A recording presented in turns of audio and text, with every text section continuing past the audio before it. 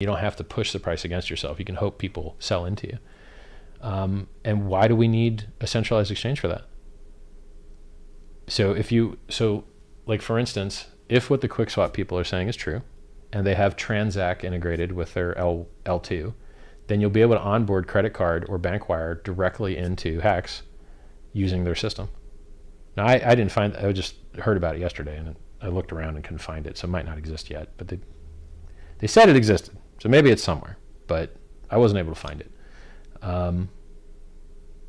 So my point is, if HEX had a thinner pair on your centralized piece of shit, gets hacked, suspends withdrawals, fucks you up with the authorities, just makes you beg for your own money, that is the worst world. That is what crypto is designed to get rid of. So I would rather you get into an exchange with a small amount of money, get that money the fuck out of that exchange as quickly as you possibly can, and then use peer-to-peer non-custodial open source software like Uniswap, which is how I'm telling you to access it, right? So all these other things I'm telling you about, they usually end up in Uniswap trades because that's where the majority of the liquidity is. I'd rather see you do that. So now you're on a thick ass order book. When you onboard at your exchange, you're using a really thick order book with, let's say, USDC or Ethereum. And then you're using that to get the least slippage possible there. No, I mean, shit, if you buy USDC on Coinbase as an American citizen, there's no slippage. There's no order book. There's no slippage. There's no fee. They just turn it into their coin for you. Cool. Okay. Take that, swap it for HEX, and now you're in the other thickest order book for HEX in the world. There is no thicker order book for HEX in the world than Uniswap. And so you're load balancing across the two popular Uniswap pairs using matcha.xyz or 1inch.eth.link. You can't get better order execution. The whole round trip, turning your fiat into USDC or ETH and then turning it into HEX has the thickest order books, period. And then if HEX had launched directly on the exchange, it would be a thinner order book, and you would get more slippage, and you would have more counterparty risk, and you might leave your money there, which we don't want. And so I want people to fuck out of exchanges. Cryptocurrency means no counterparty risk. You are in control of your own finances. If you were leaving your money on exchange, you are the reason that these hackers get so rich, because you're not supposed to leave your money on the damn exchange. So HEX is actually set up wonderfully. And by the way, the scams in the world that were more popular and successful than HEX, the straight scams like OneCoin, they didn't list on any fucking exchanges. Plus Token Ponzi got $8 billion of Bitcoin. They didn't list on any fucking exchanges. So we know this method works. We know this method of on-ramping people without exchanges works just fine, because it works for shitty scams. So it'll work for an honest, amazing project. So right now, HEX is we're just keep building things that are awesome, right? So we got staker.app now, which is awesome. We got this layer 2 Uniswap trading, which is awesome. We've got, I don't know, ZK rollups, high throughput thing on zksync.io. Cool if you want to use that. We've got anonymity if you want to use it, but almost no one does, which means the anonymity set's low, which means it has low utility, and the fees are retardedly high. So I would suggest using tornado.cash with ETH or whatever other things have liquidity there, or anonymity set, you'd call it. Because the anonymity set for HEX is garbage. Like I wouldn't use that. So you can't, like, what else do you want? You want high throughput? We got it. You want low fees? It's lower in Bitcoin. Or if you're on the layer 2, it's really low. It's just pennies. And we've got 2 layer 2s. We've got zksync.io and we've got QuickSwap. What else do you want? Oh, by the way, Cardano has none of that. None of it. What will you actually be using it for from here? So in the first instance, correct me if I'm wrong, it was really about getting in there early, staking those HEX within the Hexagon community. Love that term, by the way, Hexagon. It's gold. Every time I hear it, I laugh. When I lived in America, side note, I used to call all Texans Texicans. I also do enjoy that. But Hexagon, it works even better. Yeah. But what are we actually using HEX for now?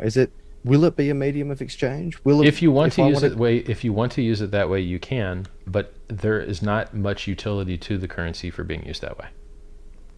So ultimately, we're simply, in the simplest terms, my friend, we're buying low and selling high. Yeah.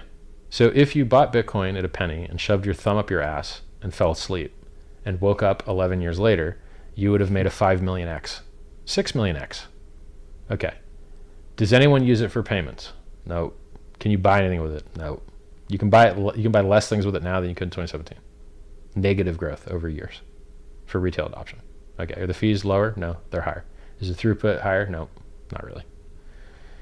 I mean, maybe SegWit gave us like a 40% throughput increase because it moved the block weight to a 1.4 meg max, and made some transactions more efficient. So you're like, hey, okay, so like the price goes up not because the software got better, not because people are using it for retail, not because it's programmable money, not because the Lightning is doing anything. There's like 100 times more wrapped Bitcoin on Ethereum than there is in the Lightning Network. Layer 2 scaling for Bitcoin, by the way, is called Ethereum. The only thing that's actually scaling Bitcoin right now is Ethereum. Like, oh, well, that's, counterparty risk. Yes, it is. Bitcoin sucks. So if you want to make yield on your Bitcoin coins, you could either free claim them and got your free hacks and got yield, or you could wrap it and put it and make percent of 2 a year, providing liquidity on something on Ethereum with wrapped Bitcoin. But then if BitGo just doesn't give you your money back, you're fucked, because BitGo runs the wrapped Bitcoin, and they could just be like, nope, we're not giving you your money. Haha, we're keeping your Bitcoin. Fuck yourself. They could do that. BitGo could be like, yo, wrap Bitcoin, nice. We're just going to keep it all. Fuck yourselves. And they could do that anytime they want. We can do cry. Give us our Bitcoin. How's that working out from Mt. Gox's perspective? Mt. Gox has had everybody's Bitcoin for near a decade or some shit. That's a long time, man. 8 years. Long time. I want to get your thoughts on things we're talking about settlements. I've released a series of videos on XRP, and whenever I do, the world erupts as if the world's going to end. What's your thoughts on XRP? I won't even do a leading question. Well, it's just another. So does XRP function? Yes. Does XRP transmit value? Yes. Have people lost money to hacks in XRP? No.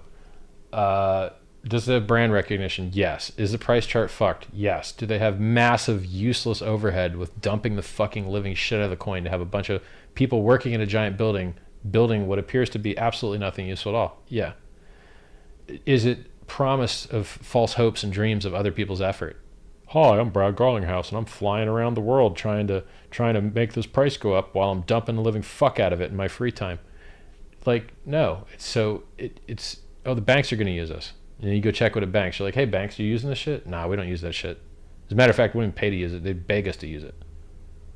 They buy 10% of MoneyGram, and then MoneyGram's like, yo, first of all, the MoneyGram price went up more than the XRP price did.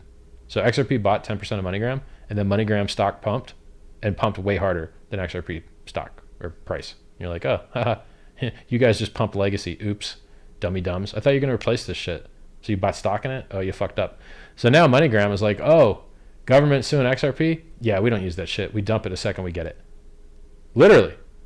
They're like, whatever they give us, we dump, and we don't use it. That's what the fucking MoneyGram dude said. You're like, okay, so this is all scam then. So you guys talking about banks are going to use you, banks are using you, but in reality, banks won't be using you and are not. Scam. So their narrative's a fucking scam. Hey, Hex, what's our narrative?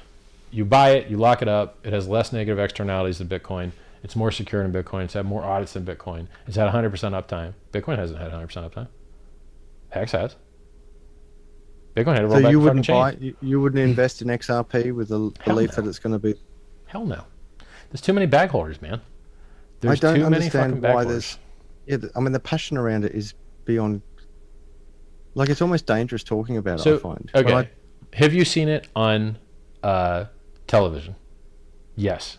Have you seen a guy shilling how to buy XRP at $3 on CNBC? Yes, you have. And that was the top. Oh, okay. So have you seen anybody shilling Hex on CNBC yet? That's opportunity, homie. Have you seen, so this ratio of how many people have heard of the shit to how many people will hear about it, it's a really big deal.